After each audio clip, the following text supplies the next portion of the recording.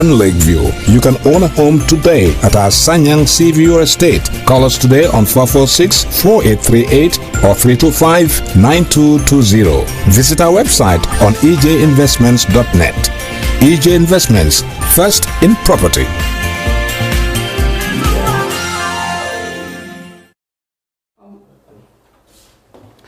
Hello and welcome to the brunch on Kerfatu. I'm Lamin Cham on this special Tabaski edition. And before we do anything, let us wish you all who've been watching us all this past year or so, I guess, a happy Tabaski celebrations.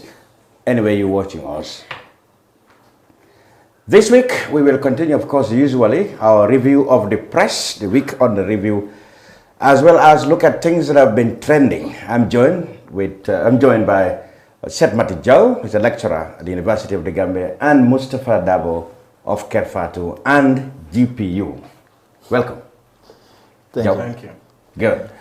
Now, today we will talk about the Constitution Review Commission, which has announced that they will deliver a new constitution for the Gambia in December. We will go back to the TRRC session-ending revelations from the junglers and the never-ending issue of whether the junglers should be set free or still be locked up as they have been over the last 2.5 years. First though, the Constitutional Review Commission, that is, has promised that they will deliver a new constitution by December. That will be well ahead of the scheduled time given to them. So we will look at the progress so far made. We'll look at what we expect to be in there and what it will look like with my panelists. First, Sait Matty, the chairman of the CRC, that is said, even though they, as the people working on the Constitution, may have all the intentions and may have input all what the people desire to be there, but at the end of the day, it is the people, the authority, who determines how it is implemented. What do you read from that statement? Well, of course, constitutions are not just documents that are gathered, that are allowed to gather dust, but they're instruments that must be implemented so that it can guide the life of the public. And yes, so for them, their task is to draft a constitution, draft a new constitution, because like we have said that the 1997 constitution had been bastardized by the former regime. So for the Constitutional Review Commission, their job is just to draft a constitution, and after that it will follow other processes that has to get to the politicians. And usually constitutional making process, even though it is a legal, there's a legal aspect, the broader issue is that it's a political process. So therefore, it will have to get to the politicians, and then they push it to the public to see what comes. That's quite important, because the 1997 Constitution, during the consultations, people said the head of state should be at least 40 years. But that was thrown out, apparently because, like you said, the politicians at the time wanted to contest, and they were less than 40. Yeah. They put it out. Do you expect any of the present political leaders to develop interest in removing or adding anything that suits them? Well, I think politicians have had their interest, and they will always try to find their interest in processes like constitutional making process. But I think at the end of the day is the public. What happened in 1997 or 1996 earlier was that I don't see it to have more public participation as it is having now. So and if the process is not as transparent as possible, then there's a likelihood that the politicians may hijack it and then add things on their own. But the only way to safeguard that is to stress on a transparent process, to know exactly what is there.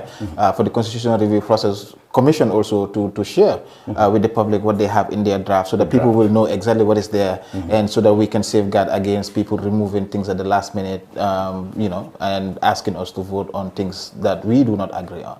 One of the things that actually, that the may draft appear. will be published. You have to wait for your turn, Badi Bunkama.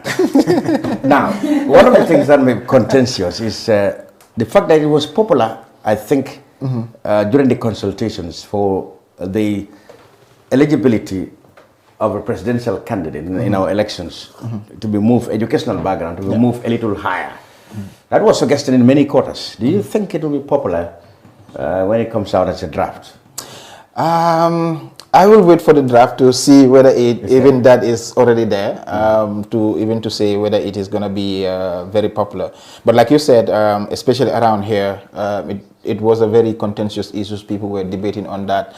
But generally, I think what Gambians want is to have a president that is responsive, that is aware of the issues, and that can act, represent them in their own interest. So the issue of education, the issue of age, and all those issues are very critical. Some people will say it that way, but we'll just wait and see whether it will find its way in the constitution, and then there we'll know also in terms of the debate, whether people will really push for certain kind of qualification when it comes to maybe education level. But usually you hear the discussion saying like, okay, a president must have a bachelor's degree at least. But I think we'll just wait and see what the draft says, and then I think through that we'll be able to further discuss this point. Do you think that aspect of it, the consultation, during the consultation process, Mustafa, there were things like, okay, we have to restore the first round, second round in our electoral system, as well as raise the educational background of the presidential aspirants in our elections. You think those things would go down well with the present government? First round, second round, of course. I think there are certain things that may not be palatable to this easy to change, yes, even if they are not comfortable. One of them would be term limit. Obviously, the public opinion is yes, supporting term limit. Yes. Overwhelmingly.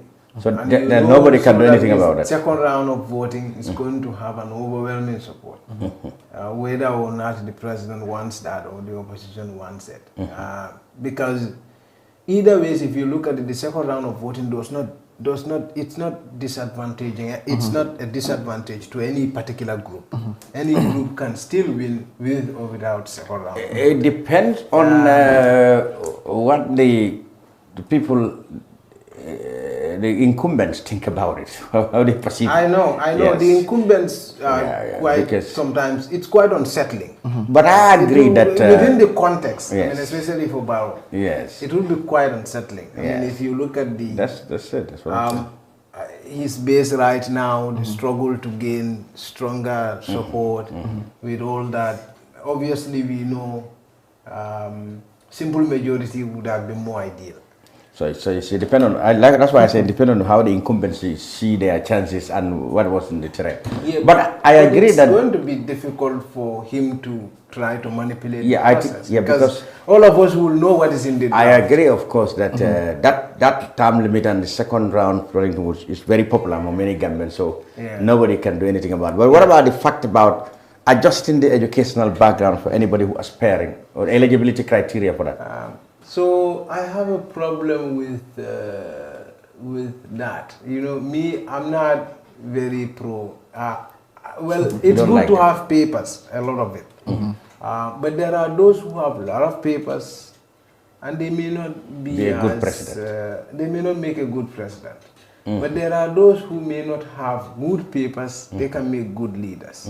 We've seen examples of that time and time again. Dr. Nkrumah, it's an example of the order. Dr. Nkrumah? Yeah, what do you want to say about papers? Yes? He's a doctor. Yes. He has a lot of papers. Do you want to say he wasn't a good leadership? Yeah, that's course. right. So, but if you go to... I'm Nkrumah, if you look at other examples, Sankara it does not have good... It doesn't have a number of papers. Yes. But he also made a good leader. Yeah. You have examples of that, in the past. And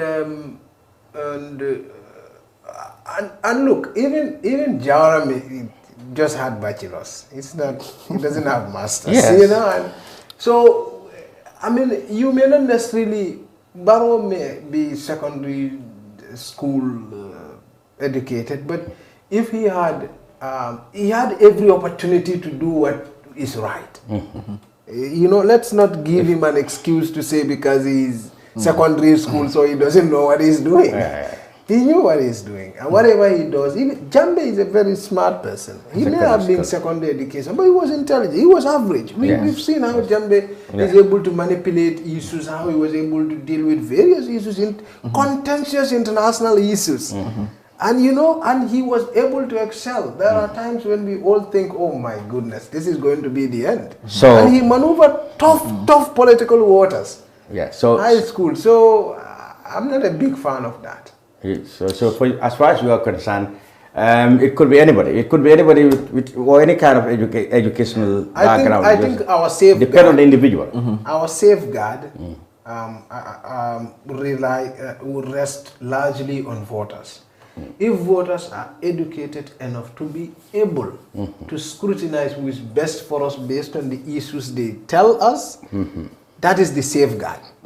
Because that way, whether you are educated or uneducated, too many papers, not too many papers, when you come, voters will listen. When they are not happy with you, they vote against you. Simple. But we have seen... And the idea of voters also, voters are a very complex group of individuals. You know, they have different preferences. You might come with your old papers, you think like, okay, because I'm the most educated. You know, you don't connect. Because in politics also, you have to connect with the people. If you don't connect with the people, that's why I said, for me personally, is kind of leadership that we need is one that is aware, that is responsive, that knows and have a vision for the country, and that is able to communicate that with the electorates. And when they buy it, that's it. And usually you're given 5 years. If you cannot, then you have to come back to the voters, and then the voters will evaluate whether you have done something right or wrong. Well, remember, of course, the topic is the constitution. There are other areas, politics aside. There are areas like disability and areas where I had local people saying, you know, stuff like prisoners, you know, who are serving a prison sentence should not vote. That kind of things have been said. What do you make of those things?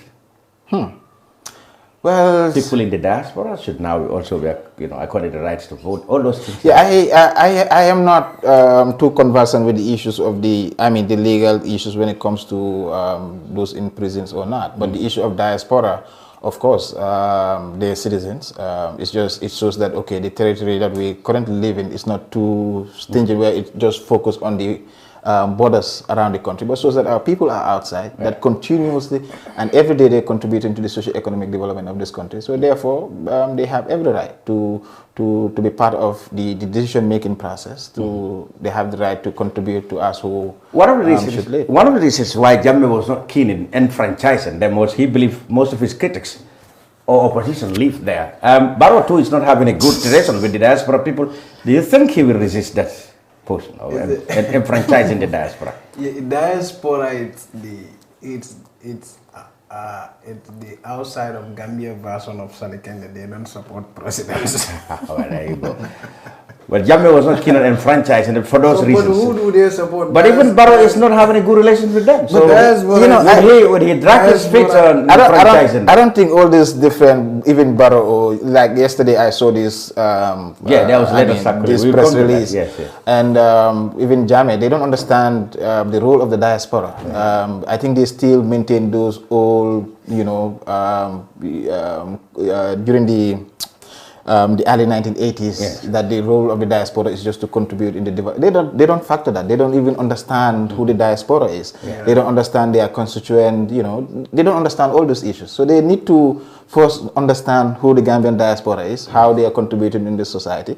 Because if you ask us the way we are surviving in this country, I'll say if without the diaspora, I mean, come on. Nobody will survive in this country. Actually, their money contributes 20% to our GDP. So is it a foregone conclusion? It is more than that. Because all that study just focuses on the formal. The one that comes through. That's just the one that comes through. Even days like this particular moment, if you look at the volume of transfers that come to the country, like if they hold back on their money, this country will be in crisis. Well, but the diaspora cannot hold back to their money. Yes, of course, they keep saying that, but they cannot. There's a cultural element here. Like who will wait for your family to die?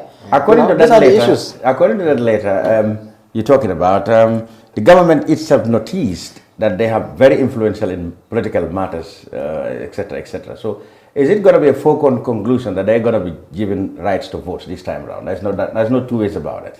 I think even, I'm not sure, but I think even the 1997 constitution provide for the diaspora to vote. But the only problem is that it has not been implemented for them to vote. So the diaspora has already been franchised, already recognized as bona fide citizens that can. So vote. like the chairman of the chairman said, it's left to the authorities to implement them. Provide the resources and all that so that they can. And I think also, I mean, if you look at it, the diaspora, one thing that the government does not understand, or at least they're playing dumb about, is the fact that these are Gambians. Everything that happens within the four corners of this country is their business. Absolutely. And I'm no more Gambian than him or anybody in America or anybody in US. So if they have concerns about how the country is governed, they have the right to say it. Yes.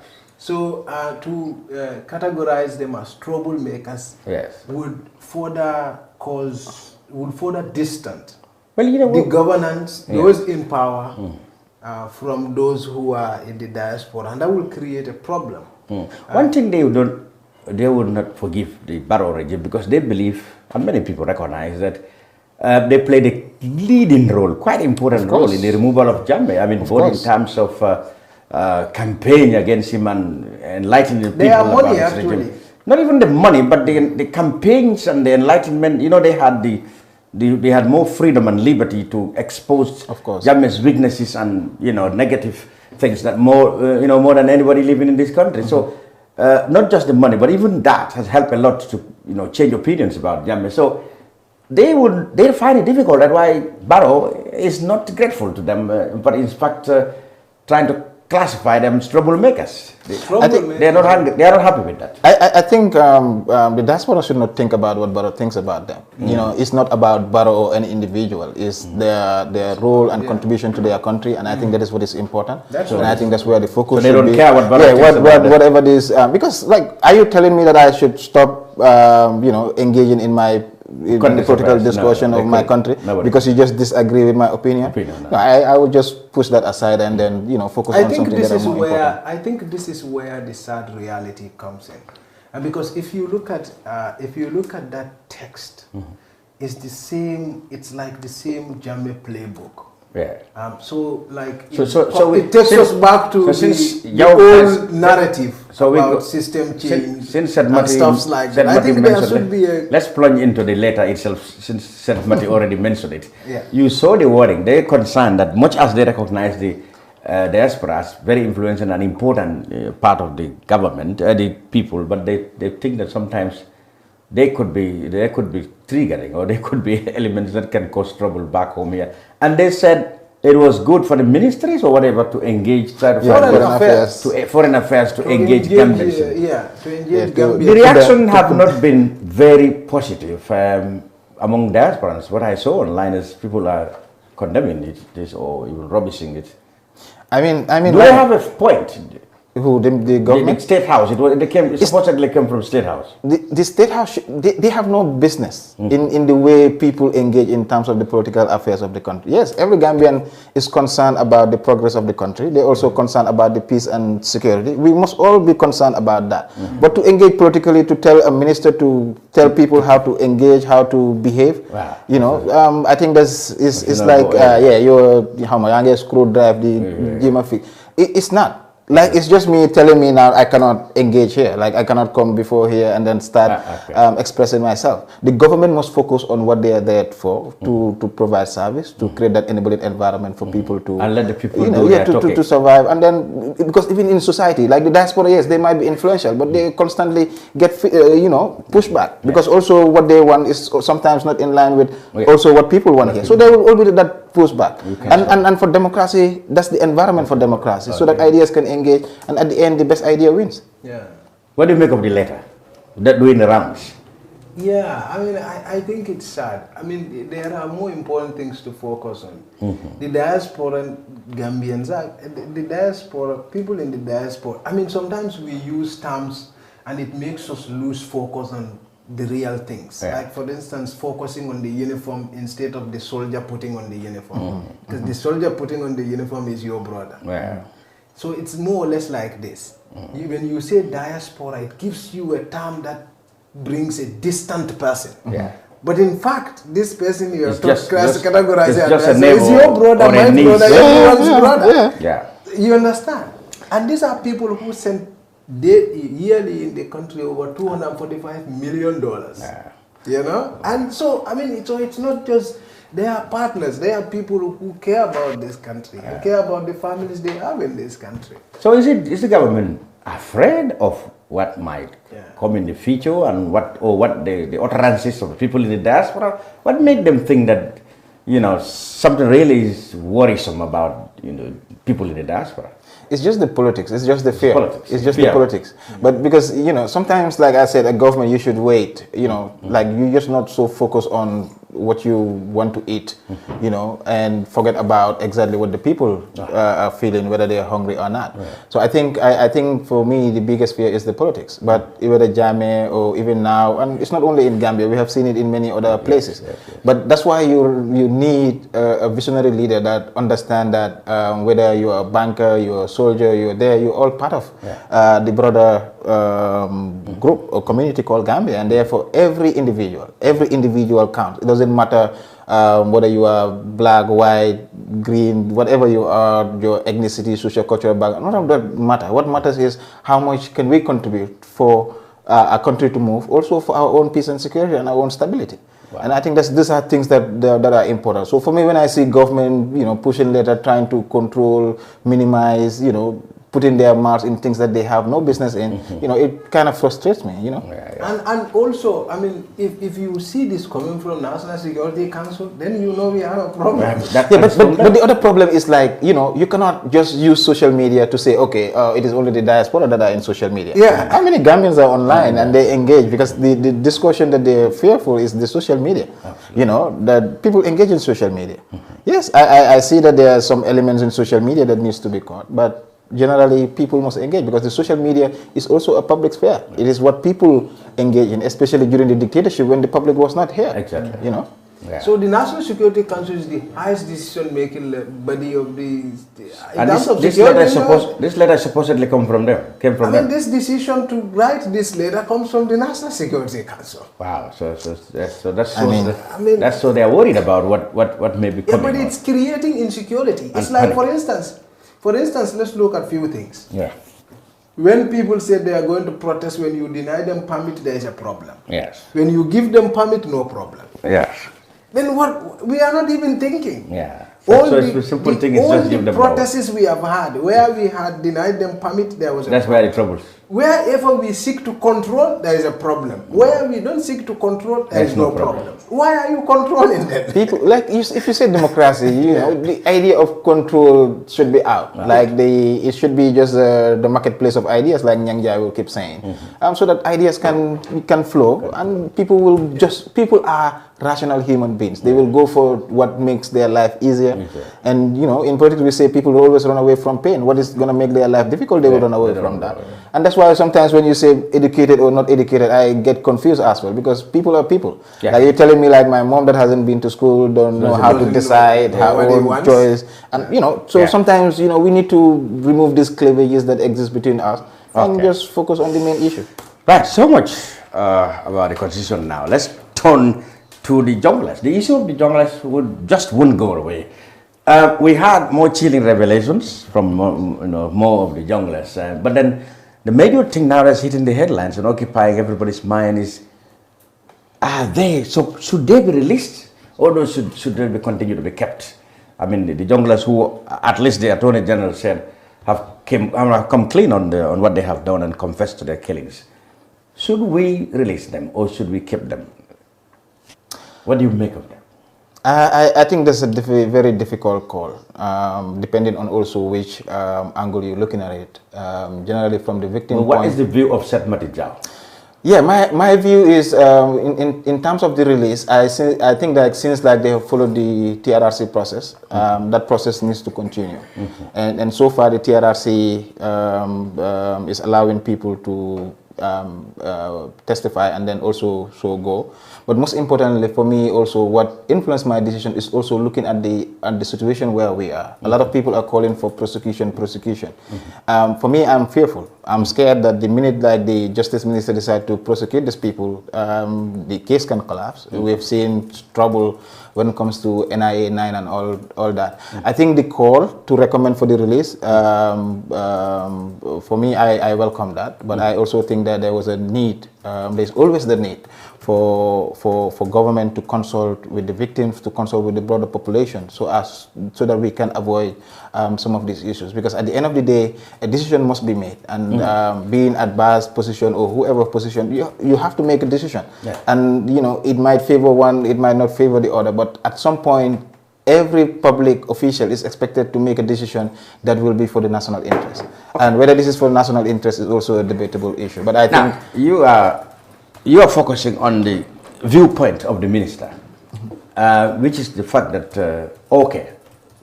just to buttress that point, a precedent has been set. Alhaji Kani, who confessed to killings in November 11, and Koro Sise, is free at the moment.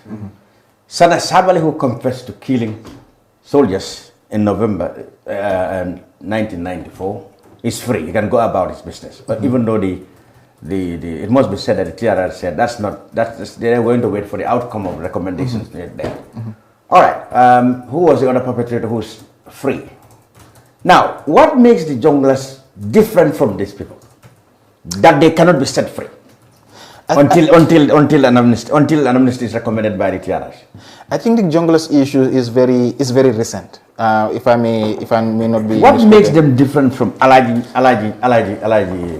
Junglers are working weapons. Okay. Yeah, but for me, I also think like the issue of Alaji Kani was in '94. '94, I was like around 9 years old. Yeah. Maybe those issues I was not so in touch. But the issue of junglers came all the way to 2016, even after the impasse. Yeah, but it doesn't change the fact that Alaji Kani killed Korosis. Yeah, but what I'm saying, whose children or whose family are here? That's not the point that I'm trying to make. The point that I'm trying to make is how aware the public is before even the narration on public radio. So junglers have always been framed as this killer squad, that have been committing the killing mostly within the civilian population. And so the population itself, will not like that. And I think the problem of the junglers is that because they have always been framed. So it's their notoriety rather than actually what they represent. That is what is killing this. Well, that's what is troubling this idea of releasing them. I think so. But for me, if you look at it, I think the problem is not the release of the junglers. The problem is the activists who are trying to, well, this is my view, who are trying to play with the emotions of the victims. I think this is a very delicate matter. Batambedu is in a very critical situation as it is right now. Okay. And he's making a decision that none of us want to make. Of course, those decisions are the ones Batambedu is making. He's the one in charge of the national security sector reform. Yes. He's the chairman. Yeah. Making the decisions that none of us want to make. Yeah. These are controversial decisions that, in fact, everybody refused to act. Even the president. Even the former vice president. No one wants to. They all shy away from that, and it's Bar's job to do it. Until they had to appoint Bar, because they felt he's the one making the decisions. He is good at making tough choices. Yes. Perhaps, I don't know. But this is why I am saying people are, for someone like Aisha, what would you say to him? Aisha Tamba, the daughter of Aisha Jambe, the daughter of Haruna Jambe. There is no way you could face Aisha to justify the release of the junglers. If you have activists there who are trying to play with everybody's emotions. But what Ba said was very simple and clear. These three junglers, suppose you're going to take Jambe to court, or Sanamanjan to court, or Tumbul Tamba to court. Who's there to testify? Who is there to testify? do you just get these two junglers, do you just get them to court and say, oh, everybody knows you have killed someone? No, there so must be some automatically the judge, no, it doesn't work that way. Yes. You need people to testify. You need evidences. And we know these crimes have happened a long time ago. Some evidences have eroded. There are no such things in the bush as CCTV that you can go and get and say you killed them. So these people are existing. These people, Jalansi say alone. That's what they are. So these people are treasures. It's just the destiny that makes they them are treasures that we cannot let go or jeopardize. What you need to do, Ba have said it. He said it categorically. I need these people. What Ba cannot do is to come out and tell people that, okay, I have had a deal with these people. Yes. In fact, you've seen the letter he wrote to the army. These people have made a pledge that they are going to make, they're going to testify in any future state trial. Exactly. This is what Ba is trying to say. He cannot come out and tell people, this is what we plan, this is what so we that plan. If in case we have Jambe in court, we have Tumbul Tamba in court, now, we have you were at the very, very latest meeting he had with them. Was he able to get their understanding? That was as recent as yesterday. As far as was he able to get their understanding? As far as I am concerned, what I see online is different. But what I saw, the victims understood. Yes, when I was there, in fact, one of them, what Scarlett Jana told him, what Ba told them was that if someone gives, I have been with the victims all along. If someone gives you lunch, you know, it's traditional proverb. Someone gives you breakfast, gives you lunch, you can be sure if the person says, I'm going to give you dinner, you can be sure he's going to deliver on his words, right? It's a common saying. So, but, I mean, what victims want, what victims told him was that you should have had this engagement with us first. And that was a flaw on Ba's side. That was a flaw on Ba's side. That you should have had this engagement first with us. Before even the junglers come through the process. Before you even contemplate releasing them. No, in fact, even putting them through the TRRC process. Yes. So, but think about it. These three people, they've confessed to one of the most significant murders. The Ghanaians. Yes. The Hydra. Yes. In between them, the 9 inmates. In between them, they have actually unraveled about most of the major mysteries. And what do you think is in the interest of people like Aisha Jambe? For these people to be jailed, in fact, you take them to court, you have no evidence against them. Or you struggle to put what are you going to, if you take these people to court, at least right now, they are the only people who've testified. It's just them who witnessed this crime. Yes. You take them to court, who is going to testify? But listen now, there's a problem with that. There's a problem with that. Are you saying, who is going to testify? No, there's a problem with that. Are you saying that eventually, even if they are left, you know, to go free, eventually these people will just remain as free men, even after they've testified against the big man whom you wanted? I think there is something that also we are missing. Like the way our transitional justice is designed also counts. Because the issue of crime, in some areas, in most cases, what happens, like you have the Truth, Reconciliation and Reparation Commission, which is looking at some of the elements, which is truth-telling and reconciliation, and also issue of reparation. And there's another element, which is the fourth element, and there's institutional reform as well. The fourth element, which is criminal prosecutions, it has not started yet because of criminal prosecution hasn't started yet. And the expectation is that it will come after the truth-telling process when the commission recommends those that will be prosecuted and those that will be granted other issues. So the commission haven't already, released their recommendation, so we cannot go haphazardly just jump in and then starting the other process. But I think that's the point I was trying to also connect to. Like, look at it. The criminal prosecution that Sait is talking about says we will only prosecute people who bear the greatest responsibility. Yes. Now, in the case of the killing of Dada, how do you know who bears the greatest responsibility if you don't get to the bottom of it? The person who is sent to kill, is he the one who bears the greatest responsibility, or the person who sent him to go and kill? Yes. So if you are to prosecute, like for instance, what is in the interest of the victims? To prosecute the person, a low-level soldier who killed, or the high-ranking guy who sent him to kill? Who do you want to prosecute? The victims, I believe, want to prosecute the person who called the shots. Yeah, exactly. And if you need to prosecute that, definitely the person he's sent to go and kill must say so.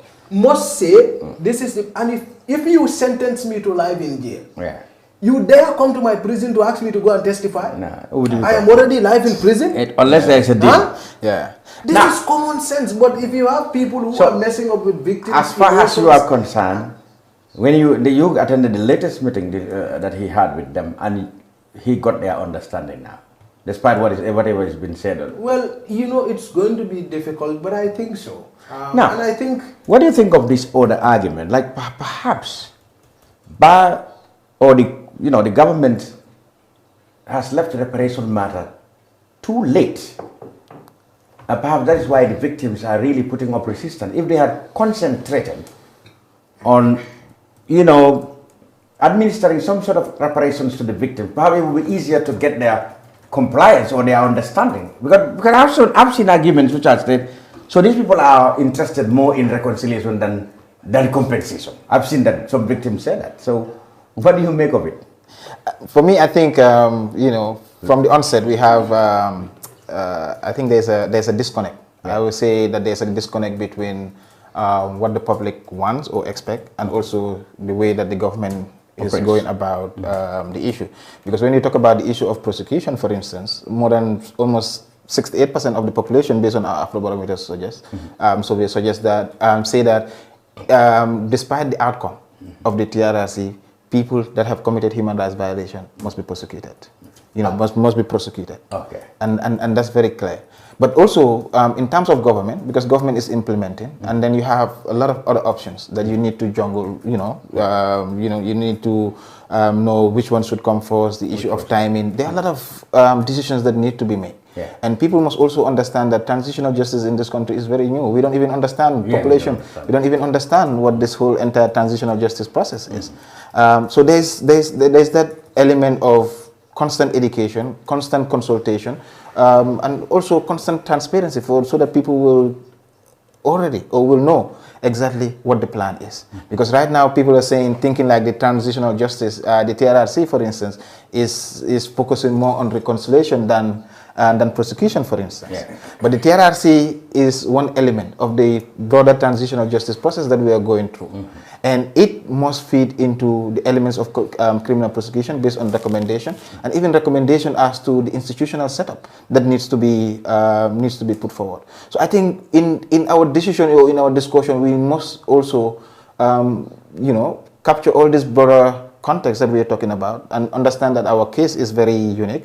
TRRC in this country did not come out of a peace agreement. It was implemented by minority government. So it requires everybody to be part of the process. Yes, there will be disagreements and all that. But let's make sure that at the end of the day, and at the end of the day, never. Yes, because it's dangerous to politicize emotional issues of the people. Yes. I mean, this is someone who lost his father, someone who lost his daughter, and you are playing with their emotions. That's dangerous. No one should do that. And if you look at also TRRC, people should look at justice in a different way. Here is someone who even the CDS is afraid of, and now sat before a lawyer, and the lawyer is telling him, you are lying. And he's saying, yes, I lied. Think about it. That's you are right in the jungle. No, that's in itself prison. Only if you know who these junglers are. These people, when they walk into the army, talk to soldiers, they will tell us everybody is afraid. You don't know who they've come from. Yes, that's true. When they walk even in State House, everybody is afraid. So think about it. These are the people. Sol withdraws the same way Jambe withdraws. Yeah, but at the moment, because these people were behind Sol. Yeah, but that was these people. So that was then. The junglers definitely have no influence. That means that was then. For junglers to also come before us, the people. Yeah. This is junglers versus the people. The TRRC is the people. It's us. Yeah. I'm saying that Esab Baifal is sitting there on our behalf telling these people, you are lying. And they are saying, yes, I lie. That's what I'm saying. I'm saying that in itself is justice as well. Yeah. What I'm trying to say is that the junglers were only powerful. When Jammeh was around, he's no longer now. The junglers are no longer. They don't because it was. There's no other any good reason to fear. Also think about it. Yeah. You kill someone. and you've come to before the whole country, you are name and shame. In journalism, we said shame and naming and shaming. Even these people are what we say, trial by media. Some shot is present in this. But all these have been legitimized through the Act of Parliament, which says this is how it has to be done. So they are not been dealt legally. But then do you think it's also, if we look at TRRC, junglers are subdued, their families watch them confess to killings. Your own mother watch you confess to say I have killed someone. Your own daughter, you come home and they don't recognize you anymore. Because these are things they don't know. The society distant you. I've told you here once a time ago, in Jara, there was this guy, and Alaji Kanye, I was told, was working with someone. And someone, a kid, a child, told his mother, exactly. Think about it. That trauma itself, the society now recognizes you. That's itself also a punishment. Now let's look at justice in a broader, very complex way. Let's come through this way now. What if they have been, if eventually they are let go? What guarantee do the junglers have for their safety in society? Just as what you. But the discussion is not that Ba is not saying that I'm going to release all the junglers. No, I said the three who have come forward. He said so I think also, you know, the discussion is that the junglers. But they've been very specific. Those that have been cooperating. Yes, yeah, that's what I'm saying. What guarantee? Because given the Yankuba Ture case, I saw in fact a posting that was quite scary. Somebody was saying, okay, so this is how you killed our brother Tumane Jallo. Yes. But please note that Tumane has brothers and an uncle still serving in the army. Yes. Justice will prevail. That kind of posting I saw on Facebook. Yeah. What does that tell you? Well, what does that tell you? This is the double-edged sword that people have been talking about. That the TRC has on one side the possibility of uniting the population, and on the other side dividing. Just read through that. What does that mean? The population, but it is a scary process, and that's why I said it requires discussion. It's because for the first time, this guy. But those of us in the media too should also be responsible. I'm not saying this has been printed anywhere. No, not necessarily printed in the media. I'm not saying. But people like you and I could come to platforms and talk to people time to time. Yeah. You cannot take law into your own hands. That's but if that has been someone else has done the same thing. Exactly. We cannot cause mayhem because Jambe have caused mayhem. So that's the problem. So, I mean, but I know this is difficult. I've not lost my father. Yeah. It's difficult to tell this to someone who's lost his father. But it's everyone's responsibility to make sure that you talk to victims in a way that benefits them, us, and the society. But at least you. So now let's dwell on this, because the junglers themselves, like you said, they may have been killers, but they don't need to be killed by anybody. Yeah. You know, illegally. So what guarantees do you think they should have in terms of their safety in the wake of the Yankuba Ture case? The state, it's you know, these people are people are like witnesses. Honestly. This is not what the state is telling us, feeling that but these people are like witnesses. Do you feel? And if they are like witnesses, they will be entitled to witness. They should be protected. Witness protection, of course. Because even right now, just appearing in the TRRC, you have to be protected. I'm not sure. You know how much it cost us to bring Sanabairo Sabali here? You know, I he was taken into a space. His transportation, his everything. You know, the perpetrators and the victims are different. The victims might be coming to say their story that I was dealt with. But the perpetrator, who actually now have come out to talk about what his superior or whatever had asked him to do. You know, now he had fell out with, for example, these people have now completely fell out with Jammeh and whoever is working for Jammeh at the moment, isn't it? He's offended Jammeh. Offended the victims by revealing how they are in the middle. And now they are in the dilemma. So I'm trying to get you, what do you do with they are assets to the victims. No, but for me, me, I see that they have responsibility. Yeah. You know, it's a responsibility. And I was listening to Malik Jata, for instance, during his testimony. He said it was during the investigation that he realized the real feeling of the Gambian public. Exactly. So they also have a responsibility to come out and tell the people exactly what happened. Yes. What comes after that might not be is important in terms of the process, but also for them, they know that they have committed crimes, and then they should be ready to face whatever the outcome. No, they can live with the stigma, fine. But the witnesses, if you look at, they are ready, of course, to live with the stigma, but they should be worried, and people should be worried that no harm should come their way from the victims or the victims' families. The victims should consider these people as assets, because that's what they are to victims. Yes, that's right. These people have already. These people, what they have done. The three people. The three people. So they, at the moment, what you're trying to say when they issued a statement, they have been. There was a protest in Ghana. Yeah. When they testified, there was a protest in Ghana. I saw in the U.S. issue has surfaced again. Yes. Because they've provided us with first-hand account of how so in other words, what you are saying that and how Ghanaians were killed. Contrary to what the victims might be thinking, these people are even more useful to the victims. They should be friends of the victims, not necessarily their enemies anymore. That's what I am saying, because that's the concept Bar is trying to drive into the victims. But these are the people who are now their assets, who will get them to get the people who bears the greatest responsibility in the murder of their relatives. Now let's talk about those who refused or deterred in their testimonies, and they are seen to be hiding the truth, and they probably will continue to be incarcerated. How do you think the TRC should go about them? Like the likes of I think the likes of Ismail Jammeh, Pasane, and others, or perhaps Jeng, at some point try to redeem himself. He's not finished his thing. Oh well, there you go. Let me start by this. Did you in fact understand from their testimonies that they are hiding the truth, as many people are accusing them of? Because apparently they've been mentioned by the others that we are now hailing as heroes to have participated in this thing, but apparently they are denying it. Like for me, I noticed something about Gambians. We can be very hypocritical, but also we are people that also want to hear exactly what happened. For me, this is my, assessment of Gambia.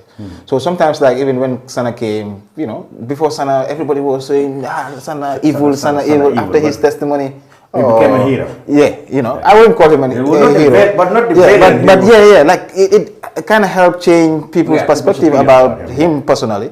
But for me, I also think like one of the things that we are missing in this process, the focus on jungle. A lot of people just generally use it as the military, as if everybody in the military was doing that. And you talk about the politicization of the military, that these are not people that are focused on. And then now we're looking at it, we just saw an element, on institutional problems. But that's what the military has always been saying. That is not all the entire military who actually, the CDS has said many times, the former CDS. But now we are saying we are not taking orders from you. We're not more powerful than or even with whether they know all the people that were even part of that process, because they had, like, the commander-in-chief was responsible. So the commander-in-chief commands. We created this units. They were directly answerable to him, and he was over how to call it. He was not taking. They were not taking orders from the CDS. And the first act that the military did after the impasse was to arrest them. Was to arrest them. And so the military did very well in that. It shows the kind of institution that we have. I'm pro-military, because I know the kind of people that we have there, and I think I'm part of those that trust them. Majority of Gambians, 65%, trust the military. And trusting the military should not be just enough. We need to take ownership. We need to own them. We need to make them ours. So that I think they understand, of course, that people's opinion about them really got very bad because of the impressions that we got through the activities of these jugglers and how Jammeh was. In fact, Bas said this, even the military themselves actually were at the receiving end of one of the most brutalized institution in this country was the Gambia Armed Forces. Yeah, look at this setup. These 3,000 men were more powerful than the whole unit, the entire armed forces. The entire, including CDS. And CDS. So that's the system that we hope will not be possible anymore. Because Sol was supposed to serve under Usman. yes, Sol was more powerful than Usman. He gets to know state secrets that Usman, who sits at the National Security Council level, does not have. Jammeh was ruling this country with his own playbook, not based on anything that has to do with our own. I always said Jammeh's cabinet. His cabinet was just part of the club, but they were not perhaps, in fact, in the know as to what his next move will be. No. That's how he was. Because there is a shadow state, and there was a state. That's right. So, and these two states were running concurrently. Yes. So, but I mean, so what will happen? What should happen to this? Who are seen to be not cooperating? I think we wait for the decision maker to make the decision. Well, Ba had already said that when he met the victims yesterday, what he told them was, those who cooperate, I will release them. Yes, those who don't, well, those who don't, I am ready to take the burden. Yes, but I'm not releasing them. I'm not releasing them. And for us, I mean, for me, here is someone who is taking the responsibility of detaining some people illegally. Yes. Because he is doing it illegally. Yeah. I mean, these people have been arrested and detained since 2007. And they have not been 17. Okay? And this guy is taking the responsibility and of detaining someone illegally. Because of how sensitive and delicate the matter is. So he's not entirely being reckless. I mean, Ba's position right now requires that he becomes reckless to some point. I mean, because you have to be, when you are making tough decisions, you have to have some, you will make some that will not go down well with people. I am someone that likes processes, you know, and if you tell me like this is a process that we want to follow, I want us to follow that process. You know, let's go through it at the end of the day. So that is in fact the genesis of my question. What justification will he have now in continuing to detain the junglers who seem not to be cooperating? Well, not to be cooperating. Yes. Well, the TRRC. I mean, look, there are evidences of your involvement in a crime. You show no remorse. The state has an option of taking you to court. So there are two justice systems currently in this country. You either go through the transitional justice, which is voluntary testimony, admission of your guilt and stuff, and we move on until TRRC decides your fate. Yes. Or you reject that process, we go through judicial justice, criminal prosecution that state was talking about. So do you expect So these two things, if you don't should we expect in not too distant future, Ba will slam more charges against these people? I think that will be premature. Aren't their fellow junglers providing enough evidence? But it's not providing enough evidence. I think we need to get the whole picture. You know, we need to get the whole picture. For me, I also think, yes, getting the closure is important because the country also needs that. And if you look at the nature of these crimes, these are state-sponsored crimes. You know, and you know, some people will say reconciliation. The reconciliation for me also is not just between people. You know, I haven't committed anything against you. You know, there are people that report it, but the real issue, the reconciliation, must be between the public and also the state. And so every decision that Ba will be taking, no matter how controversial it is, has the potential to increase public trust in the process or reduce that public trust in that process, in the process. And I think for me, you know, right now the process is on.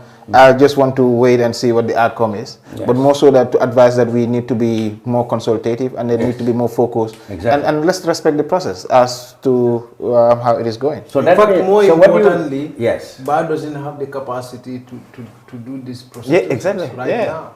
So what you see the Yankubature case. Yes. Let's even see whether Ba is going to get a lot of success in that, because even that case he is alone there. It's him who is leading that prosecution. You've seen the NIA 9 when his own agent, when the ministry was doing it, the judge almost threatened to throw it out because he does not have the human resources to prosecute even that case. He said that many times. That was fresh. 2016 more than. Now we are coming to.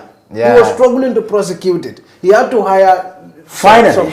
But it's not only the prosecution issue that we also need to factor in, but also the judicial capacity. Yeah. You know, because some of these crimes are also international, you know, these are international crimes, so you need to factor all those issues. I mean, we need a lot of work in this country. There's a lot of work that needs to be done. Absolutely, yes. Hard decisions will be taken, tough ones will also be made, but at the end of the day, let's try to think in more collectively as to what the national interest is. So that's all the more reason why commentators said, in fact, politics at this moment is quite premature. You know, we should be concentrating on this huge and you know Herculean task we have. Definitely. And what is dangerous? What is dangerous is opinion leaders being happy to say anything, because this is very delicate time. You are talking about murders of people's mothers, fathers, sisters. You should always calculate. If you are an opinion leader with a following, even 200 following, you should be responsible with what you say. You know, because it's everybody's responsibility. When Gambia bonds, nobody gets it. So so this is everybody's responsibility to responsibly cruise through this until we are safe out of it. We don't even have the money to prosecute everybody who committed a crime. So think about it. You sent someone to go accuse someone of something. That someone also sends someone to accuse someone of something until it gets to the person who eventually killed. Then what happens? Well, there you go. Well, time to draw the curtain on this edition of the brunch on Kerfatu. This being the Tobaski special one. I want to thank my panelist, Sait Matty from the University of the Gambia, Mustafa Dawa of Kerfatu, who is on his way to Baribu, Fat Toure, our technicians, and everybody who has been with us in this particular program, and the rest, or the others before this one. Until we come back your way after Tobaski, the Islamic Jam wishing you a great, great Tobaski. Goodbye.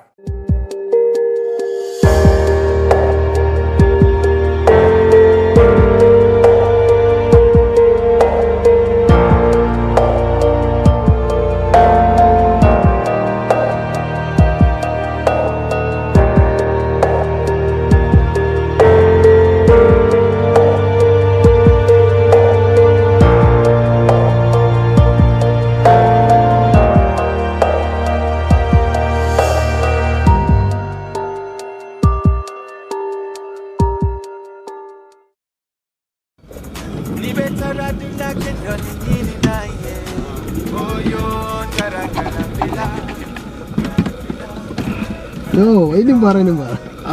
Okay. Welcome. Basically, lot of lala me along is cool, man. That I can really relax. What a madam? Yeah. What a madam? Yeah. Let them do somebody. That's fine. Grand Villa.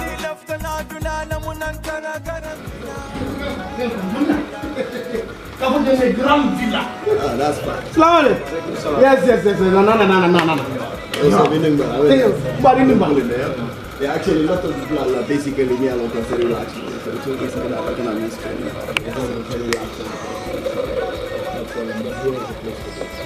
Nina Fani say what? Nidia, Nena Granville is the best guest house in the Gambia. Beji and the camp, Granville Guest House. Na labungul bebe senyaring adu na bungul bebe nyarandiring coming ibela fila ila suwe taranyame until Grand Villa na kiliano la lafino wale mukamwati intel kang na ye sabati Grand Villa yela kodo na fa kalamuta.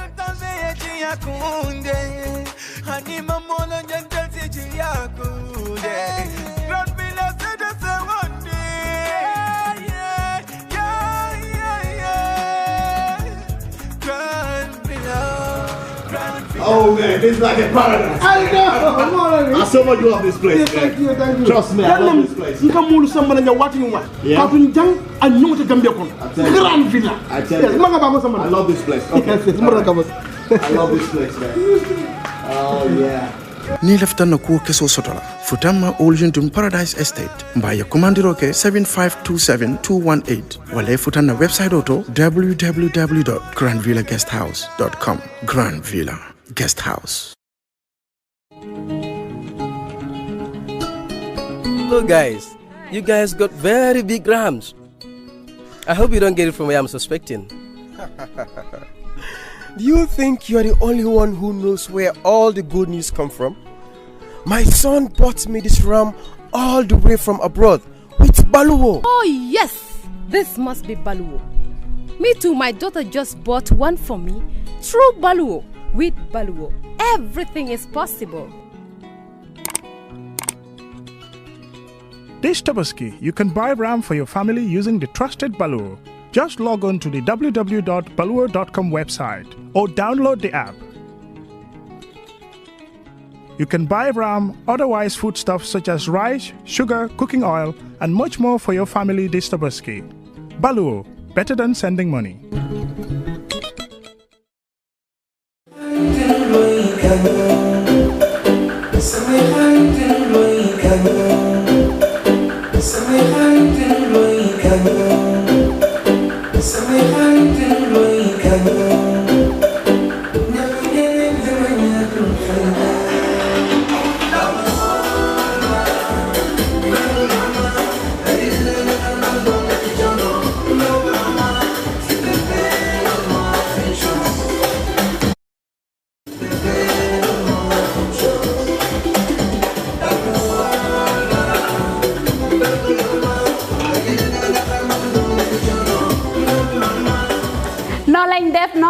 noo lañ def ñoo ñëw ak yéen rek skincare plus nar a jàkkaarloo ak yéen waxtaan ak yéen tuuti rek si suñu tube suñu baax emuñ rek ci ay diw waaye comme ni ngeen ko xamee rek dañoo yëngu ci ay tube te yënguwuñ nag si just any tube suñ tube bu nekk 5 star jas na la 5 star jas na mooy jas na bi gën a pire moom la ñoo tube palmaan bi gën a fort moom la ñoo liggéeyee buñ demee Bamako ñun duñ dem ci marché bi rek buub indi déedéet dañ leen a jox suñu specs ne lañ nii lañ ko buggee nay lañ ko buggee fóot bi nangami fóot lañ bugga pour mu mun a set waaw cuubi skincare déedéet doo ko sol mu di la taxa all over the place ci gàttal ñun rek si cuub dara du doy day des not only dañoo cuub but bu la neexee ñu cuubal la ba pare nag ñawal la ñaw fi mu gën a setee nag rek la ñoo fulee ñetti ñawkat lañ am nañ ñawkati simple nga xam ne xoppati rek mbaa def sa taille basse def sa dagit def sa roba amul benn dawme am nañ koo xam ne moo ñoo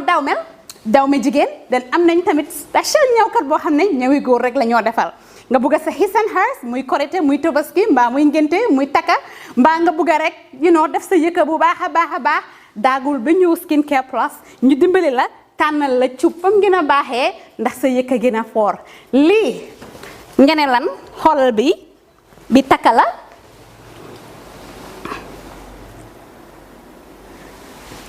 skincare fii la fu léegi yéen tey we're not all about skin we are skin care and the plus does come in so many different ways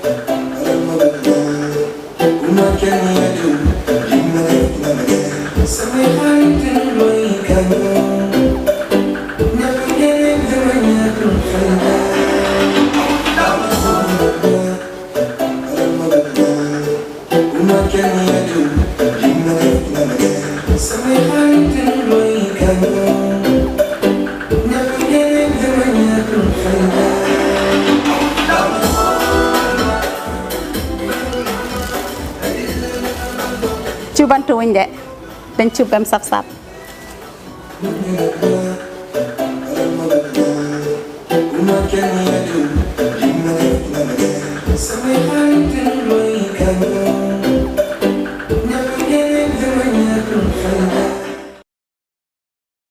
Dreaming of owning a property in a prime location with great proximity and fantastic neighborhood?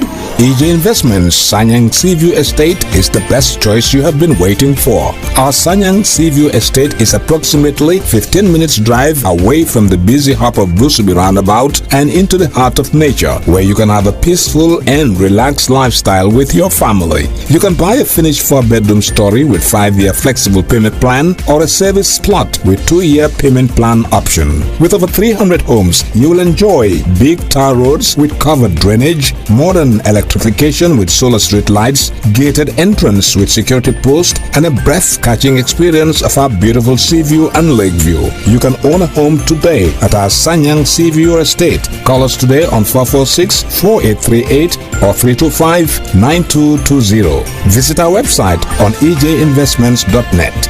EJ Investments, first in property.